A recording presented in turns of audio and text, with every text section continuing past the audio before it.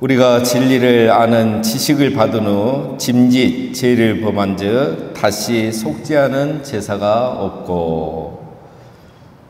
자, 우리가 그 성경 중에서 이렇게 난해 구절로 생각하고 있는 말씀 중에 하나이죠. 자, 이 말씀이 왜 난해 구절이 되느냐? 우리 교리로 성경을 해석하려고 하니까 이게 난해 구절이 됩니다. 오늘 본문 우리가 계속 살펴보고 있는 맥락 속에서 보면 저자가 말하고자 하는 것은 간단한 겁니다. 바로 배교의 위험에 대해서 경고하고 있는 거죠. 그래서 오늘 말씀은 배교하지 말라는 겁니다. 이 배교하는 게 얼마나 큰 죄인지 또 벌을 받을 수밖에 없다는 것을 강조하고 있는 그런 내용입니다. 저자는 이런 내용을 벌써 2장, 3장에서 2번이나 강조를 했습니다. 자, 오늘도 마찬가지입니다. 진리를 아는 지식을 받은 후, 자, 지금까지 살펴본 내용에 가면 속죄를 받는 진리, 영원한 속죄를 받는 이 진리, 이 복음을 안 이후에, 그렇죠? 이걸 깨달은 사람이 짐짓 죄를 범한즉, 짐짓이란 말은 지속적이고 반복적인 행동을 말합니다. 구약에도 보면 여러분 그 부지 중에 죄를 지으면 용서받을 길이 있죠. 그러나 고의적이고 지속적으로 짓는 죄는 그렇지 못합니다. 지금 여기서 말하는 게 그걸 말하는 거죠. 특별히 오늘 본문에서는 하나님께 떨어져 나가는 배교 행위를 말하는 것입니다. 대속죄의 의미를 알고도 그걸 믿던 사람이 이것을 못 믿겠다고 다시 유대교로 돌아가면 그 사람을 위한 속죄는 다시 없다는 거죠. 속죄를 위한 제사는 없다는 거죠. 그러면 어떻게 되는가? 그 사람은 27절 오직 무서운 마음으로 심판을 기다리는 것과 대적하는 자를 태울 맹렬한 불만 있으리라. 자, 그런 사람에게는 다시 속죄하는 제사는 없고 무서운 심판이 기다리고 있을 뿐이다 라는 거죠. 속죄의 은혜에서 떠나버리면 이것은 당연한 거 아니겠습니까? 왜 이렇게밖에 될 수가 없는가? 28절에 설명하죠. 모세의 법을 폐한 자도 두세 증인으로 말미암아 불쌍히 여김을 받지 못하고 죽었거든. 하물며 하나님의 아들을 짓밟고 자기를 거룩하게 한 언약의 피를 부정한 것으로 여기고 은혜의 성령을 욕되게 하는 자가 당연히 받을 형벌은 얼마나 더 무겁겠느냐 너희는 생각하라. 자, 구약과 신약, 옛 언약과 새 언약을 비교하죠. 오늘은 심판에 관한 관점에서 비교합니다. 모세의 법, 즉 구약의 율법. 율법에 보면 어떤 내용이 있습니까? 어떤 사람이 죄를 범했는데 그 사람이 죄를 범한 두세 명의 증인만 있으면 그 사람의 죄에 대해서 벌을 받을 수 있죠. 죽게 되죠. 물론 모든 죄가 다 그런 거 아닙니다. 특별히 우상 숭배하는 이런 죄들을 그리고 그게 짐짓, 고의적이고 지속적인 죄면은 두세 증인으로 인해서 그 사람이 벌을 받고 또 죽임을 당하게 되죠. 저자가 말하는 것은 이 모세의 법, 옛 언약에서도 그림자이고 모형인 이 옛 언약에서도 배교의 행위를 하면 심판을 받아 죽었는데 새 언약을 배교하면 얼마나 더 무서운 벌을 받겠느냐, 이런 논리로 접근을 하는 거죠. 그래서 29절이 이제 그걸 말하고 있는 겁니다. 쉽게 생각하면 옛 언약에도 심판이 있었다면 새 언약에도 심판이 있다는 거죠. 하나님을 버리고 우상을 숭배하면 구약에서 심판을 받잖아요. 가장 큰 죄잖아요. 새 언약을 버리고 배교하면 더 큰 심판을 받게 된다 이겁니다. 자, 그렇지 않겠습니까, 여러분? 구약은 모형을 보고 믿음이 없어서 그럴 수 있잖아요. 그러나 새 언약은 뭡니까? 신약은 실체를 다 보는 거예요. 그리고 그것을 다 알고도 배교를 하는 거니까 훨씬 더 큰 벌을 받게 된다는 거죠. 자, 그래서 저자가 강조하는 것은 옛 언약이 이렇게 성취된 새 언약을 보고도, 즉 예수님께서 이렇게 오셔서 모든 것을 이루신 것을 보고도 배교하지 말라는 거죠. 왜? 다시 배교하고 옛날로 돌아가 버리면 당신들은 용서받을 길이 없다. 다시 속죄받을 제사가 없다 이겁니다. 그래서 여러분 이 말씀을 어떤 우리가 개인의 경건, 어떤 개인의 어떤 도덕적인 죄에 이렇게 적용하면 안 되는 거죠.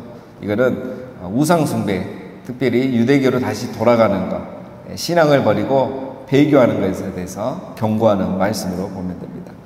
뭐 굳이 오늘 우리 시대로 이렇게 적용을 한다면 이제 신앙을 버리고 떠나버리는 걸 말하죠. 뭐 도덕적인, 양심적인 그런 죄가 아니라 신앙 자체를 버리고 배교하는 거죠.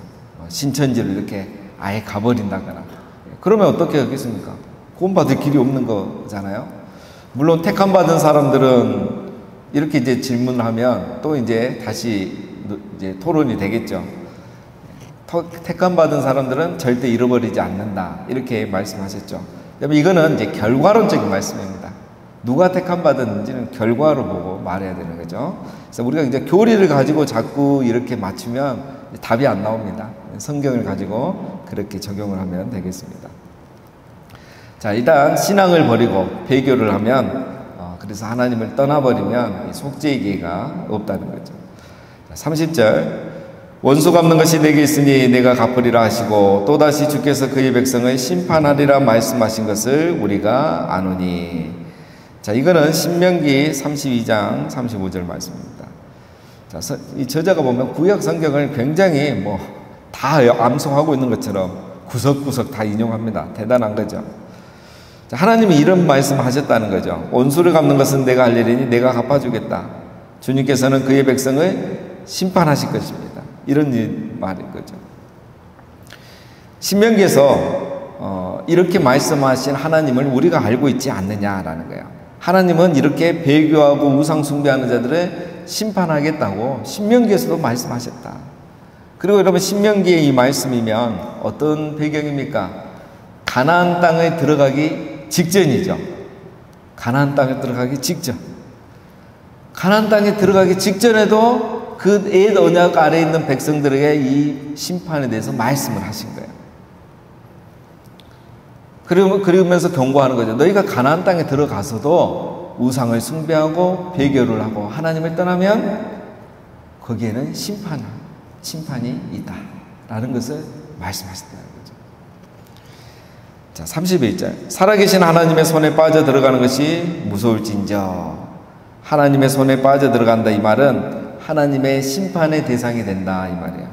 하나님의 심판의 대상이 되는 게 얼마나 무서운 일이냐. 옛 언약 아래 있더라도 이렇게 심판의 대상이 될 수 있고 가나안 땅에 들어가도 심판의 대상이 될 수 있다. 배교하면. 배교에는 자비와 은혜가 있는 게 아니라 심판과 진노가 임하게 된다. 계속 경고하는 거죠. 전능하신 그 하나님의 심판의 대상이 된다는 게 정말 무서운 일이니까 절대 배교하지 말라. 신앙을 떠나지 말라. 이런 얘기를 계속 반복해서 하는 겁니다. 32절 전날에 너희가 빛을 받은 후에 고난의 큰 싸움을 견디어낸 것을 생각하라. 자, 여러분 지금 26절부터 이제 31절까지는 심판의 필연성과 그리고 심각성을 말한 거야. 배교하는 자들을 향한 하나님의 심판의 심각성, 그 다음에 필연성. 그러니까 절대 배교하지 말라. 배교하면 너희 다시 용서받을 길이 없다. 이렇게 이제 아주 세게 얘기한 거죠. 자, 그리고 이제 지금부터는 이제 조금 분위기가 바뀝니다. 이제 달래면서 얘기하는 거예요. 달래면서 너희 배교하면 안 돼. 이러면서 어떻게 합니까? 첫 번째는 32절은 옛날에 너희가 고난의 큰 싸움을 견뎌낸 것을 생각하라는 거야. 자, 이게 무슨 말이냐면, 자, 처음에 이 기독교 신앙을 가진 사람, 이제 초기 기독교잖아요. 기독교가 이제 탄생했을 때잖아요. 그때 이 사람들이 유대교에서 돌아왔던 이방 종교에서 돌아왔던 그 개종하면서 얼마나 고난을 많이 받았겠어요. 이제 뒤에 내용이 나옵니다. 그때 그렇게 고난받고 핍박받고 오해받고 미움받아도 잘 견뎌냈어요. 그 고난을. 왜? 예수님을 믿는 신앙이 처음 신앙이 뜨거웠거든요. 주님을 사랑하는 마음이 있었거든요. 복음의 간격이 있었거든요. 그래서 그 신앙 그 신앙으로 어려운 고난의 시간을 잘 견뎌냈던 너희들을 기억해라는 거예요. 예수님을 따르면 예수님처럼 고난받는다는 거 알고 견디지 않았느냐? 요한복음 버전으로 말하면 뭐겠습니까? 예수님 안에 거하지만 세상 속에 살기 때문에 우리는 세상의 미움과 핍박을 받을 수밖에 없다는 것을 기억하고 고난을 견뎌내지 않았느냐? 그러니 지금도 이 고난과 핍박, 미움, 조롱이 있는 거 당연하다. 그때를 생각하고 잘 견뎌내라 이겁니다. 여러분, 그때는 잘 견뎌냈는데 지금은 흔들리는 이유가 뭐겠습니까? 은혜가 떨어졌기 때문에 그렇죠. 은혜가 없습니다. 그때도 고난이 있었고 미움이 있었고 핍박이 있었어요. 근데 그때는 견뎌냈는데 왜 지금 못 견뎠냐? 은혜가 떨어진 거예요. 그때의 그 복음의 간격, 그 믿음이 사라진 거예요.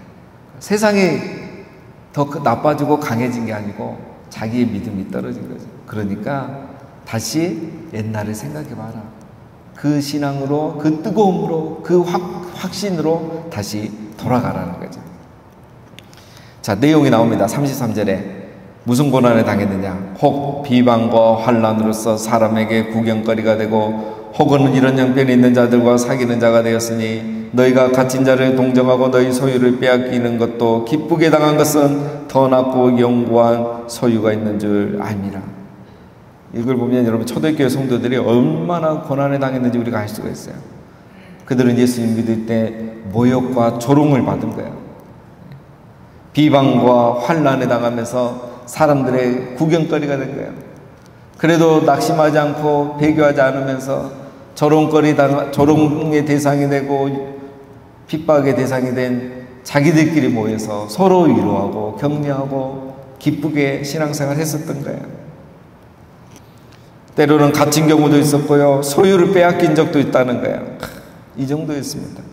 그래도 그들은 그때 어떻게 했습니까? 기뻐했다는 거예요. 내 소유는 뺏겼지만 더 낫고 영구한 소유, 즉 더 나은 본향이 있다는 것을 그들은 알았기 때문에 그런 핍박 가운데 또 소유를 뺏겨도 슬퍼하지 않고 흔들리지 않고 배교하지 않고 신앙생활 열심히 했다는 거예요. 이렇게 잘해왔던 너희들이 왜 지금 와서 흔들리느냐? 그들의 믿음이 약해졌기 때문입니다. 은혜가 사라졌기 때문입니다. 그래서 이제 그렇게 하면 안 된다. 어떻게 해야 된다? 35절에 그러므로 너희 담대함을 버리지 말라. 이것이 큰 상을 얻게 하느니라. 담대함을 버리지 말라. 그래야 우리가 상을 받을 수 있다. 너희 처음 신앙 시절에 그 뜨거움, 담대함, 확신, 열정, 그걸 버리지 말으라는 거예요. 담대하라는 거죠. 세상의 핍박은 그때나 지금이나 똑같아, 여전하다. 달라진 것은 담대함을 잃어버린 너희 자신이다. 믿음이 흔들린 너희들이 문제다. 세상이 커진 것이 아니라 너희들의 담대함이 작아진 것이다. 그래서 다시 담대함, 믿음을 가져야 된다. 그래서 믿음을 지켜야 큰 상을 얻을 수 있다는 거죠. 그리고 세 번째 36절 너희에게 인내가 필요함은 너희가 하나님의 뜻을 행한 후에 약속하신 것을 받기 위함이라. 잠시 잠깐 오면 오실 리가 오시리니 지체하지 아니하시리라. 자, 세 번째는 어떻게 하라? 인내가 필요하다. 첫 번째는 고난의 시절을 신앙으로 잘 견뎌냈던 그 시절을 기억하라. 두 번째는 담대함을 버리지 마라. 세 번째는 인내가 필요하다. 왜 인내가 필요합니까? 인내를 해야 결국 하나님이 약속하신 것을 받을 수 있다는 거예요. 이것은 구원과 영생의 복을 말하죠. 너희가 그때 아무리 신앙이 좋았어도 인내하지 못하고 배교해버리면 어떤 약속도 어떤 상도 받을 수 없다는 거죠. 인내하고 있으면 잠시 후면 예수님이 다시 오실 것이고 인내하는 자들에게 상을 줄 것이니 인내함으로 기다리라는 거죠. 여러분, 성도는 자신의 믿음을 인내로 증명하는 겁니다. 인내는 믿음에 기초한 거예요. 인내는 믿음의 열매입니다. 믿음이 없으면 인내할 수 없어요. 인내하지 않고 배교하는 거, 신앙 공동체를 떠나버리는 거, 믿음이 없기 때문인 겁니다. 내일 보면 히브리서 11장에 나와요. 믿음의 선진들, 아벨, 에녹, 노아, 아브람, 이런 사람들 다 뭐냐? 믿음이 있었는데 그 믿음이 뭘로 나타나느냐?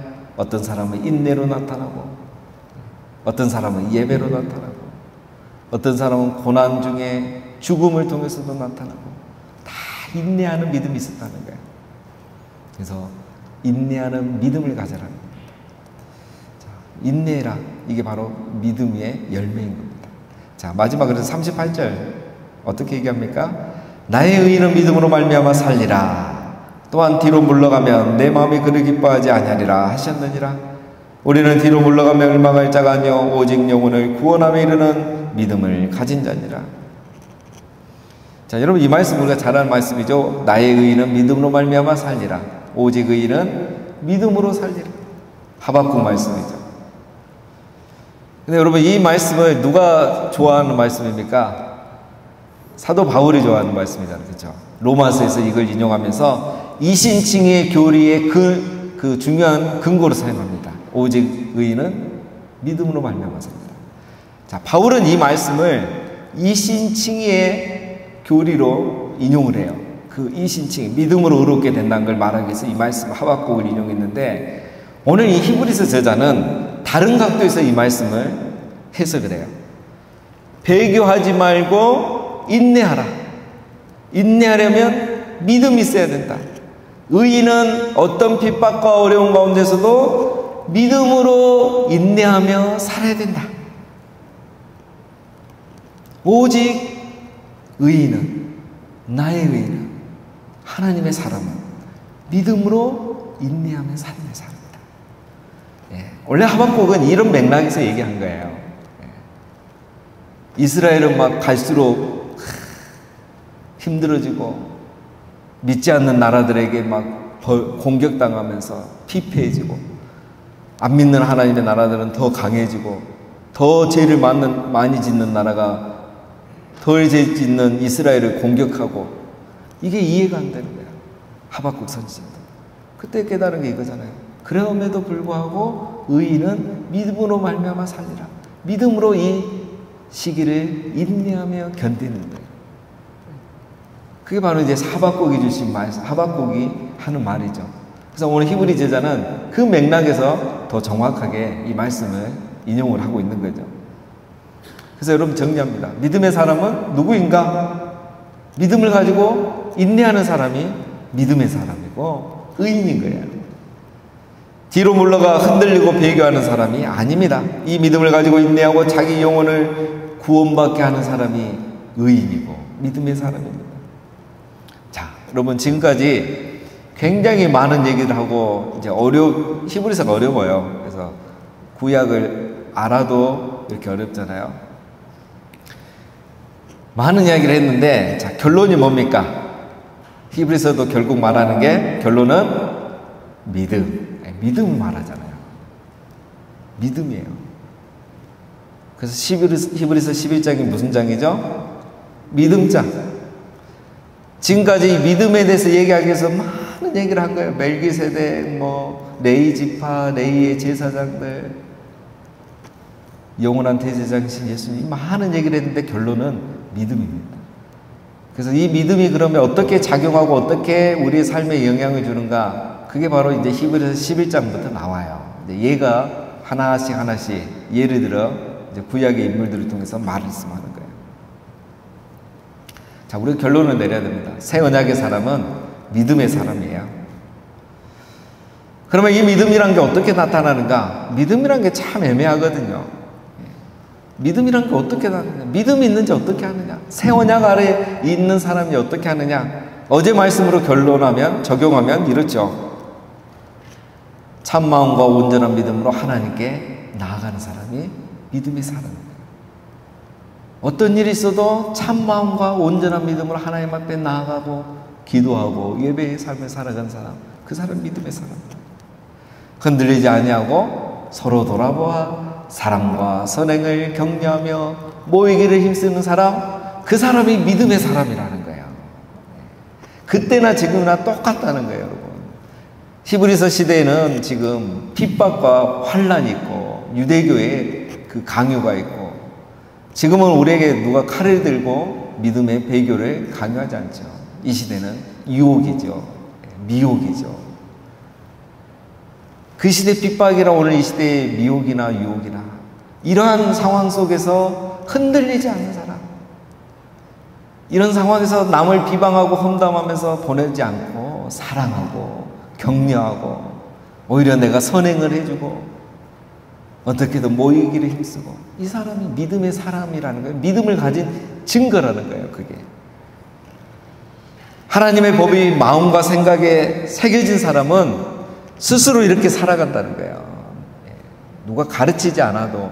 그래서 여러분, 믿음이 별로 없고 뭐 교회 나온 지 얼마 안 된 것 같고 새가족 같은데 이렇게 살아가는 사람들 있잖아요. 누가 가르쳐줘서 그렇게 하겠습니까? 하나님의 법이 마음에 새겨진 거예요. 생각과 마음에 새겨지니까 자동으로 그렇게 되는 거예요. 사람은 아이지만 어떤 아기든지 시간이 지나면 일어서고 걸음마를 하려고 하고 걸어가려고 하잖아요. 우리 인간의 DNA가 그렇게 돼 있기 때문에. 새 사람, 새 언약의 사람, 믿음의 사람의 DNA는 이거예요. 참마음과 온전한 믿음으로 하나님 앞에 나가기를 힘쓰고, 서로 돌아봐 사람과 사는 격리하면서 모이기를 힘쓰고, 그게 새 언약의 DNA예요. 자동적으로 그렇게 되는 거예요. 그런데 자기는 새 언약의 백성이라고 하면서 이렇게 살지 않고 하나님을 떠나버리고 배교하고, 그런 사람들에게는 심판이 있다는 거예요. 옛 언약에 심판이 있었다면 새 언약에도 심판이 있다. 그것을 오늘 얘기하면서 오늘은 어떻게 결론을 짓습니까? 그러니까 어떠한 핍박과 환난에도 흔들리지 말고 담대함을 가지고 옛날에 그 뜨거웠던 신앙, 첫사랑을 기억하고 인내해라. 그리고 다시 믿음을 가져라. 이게 오늘 10장까지의 결론입니다. 그래서 어제는 긍정적으로 격려의 메시지를 줬다면 오늘은 심판의 메시지를 주면서 겁을 확 주면서 절대 배교하면 안 된다. 담대하고 인내하는 믿음을 가져라. 이렇게 얘기하고 이제 내일부터 그 믿음이란 게 뭔지 11장에서 우리 믿음의 조상들을 통해서 이야기를 합니다.